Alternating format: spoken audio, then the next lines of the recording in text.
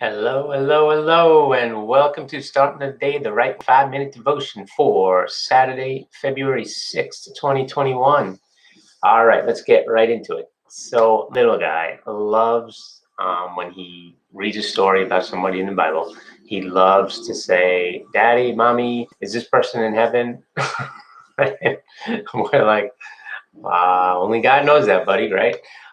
But we can see from their lives whether they were leading a godly life or a not so godly life, right? So we can say, well, the likelihood is that so and so, right? But there's few exceptions, right? Obviously, people who the disciples, right? You would think would be in heaven. You would think that Paul would be in heaven. David would be in heaven, right? These are things, that you kind of have a certainty of, but, obviously you don't want to say 100%. And then, he'll ask about Goliath and Saul and, those people.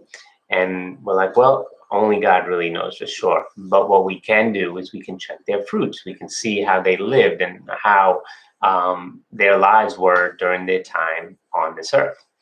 So that leads me to this verse, and we're going to go back to the Sermon on the Mount because the Sermon on the Mount cannot be talked about just one night, right? There is so much stuff in the Sermon on the Mount. Specifically, we're going to be talking just from 13 to 16 tonight, the verses on Jesus says being salt and light. Okay, and again, it's coming from the message.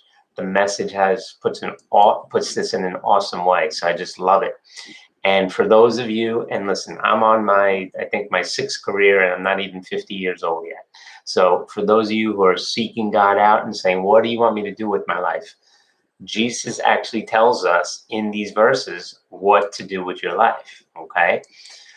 Here we go. Verse 13 says, let me tell you why you're here. So that's his opening line. Let me tell you why you're here. You are here to be salt seasoning that brings out the God flavors of this earth. Now, if you're any sort of a cook, mixtures of various herbs and spices and cooking on low flames and high flames. And I'm not a cook, so I don't know. But it brings out certain flavors at a certain point in time, and it just makes everything incredibly tasting. My wife is an awesome cook, so she's done this many times, taken nothing and made, a 5-star meal out of it. So when I read verses like this to bring out the God flavors of this earth, that for me is a very heavy statement, right? Jesus goes on to say, if you lose your saltiness, how will people taste godliness? You've lost your usefulness and will end up in the garbage. That is a big statement. That is telling me that we do not want to lose our saltiness, right? So what gives us our saltiness? How are we salty to the world, right? Well, we're bringing God flavors to the world. When we start to lose our God flavors, then we start to lose our usefulness.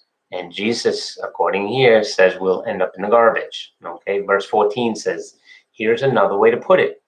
You're here to be light, bringing out the God colors in the world. So before he said God flavors, now he's saying God colors in the world.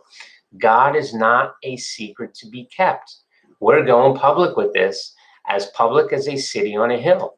If I make you light bearers, you don't think I'm going to hide you under a bucket, do you? I'm putting you on a light stand. Now that I put you there on the hilltop on a light stand, shine. Keep open houses. Be generous with your lives. By opening up to others, you'll prompt people to open up with God, this generous Father in heaven. Okay? So what is he telling us? He's just telling us to love on others. Whatever you have to give. It could be a hug. It could be a smile. It could be money. It could be opening your home. It could be an extra Bible you have, an extra jacket you have. It doesn't matter what it is. It's just something that shows the other person that God loves them, right? And especially in these days, right? People need to know that other people care about them. And if you're claiming to be a Christian and you're not showing the love of God, then what are we doing, right? What are we doing? Okay, we have something to do. Jesus told us what to do. Be a salt seasoning that brings out the God flavors in the earth, and be a light to bring out the God colors in the world. Okay, so that's your job, no matter where you're at. Are you a teacher? Are you a stay-at-home mom? Are you a stay-at-home dad?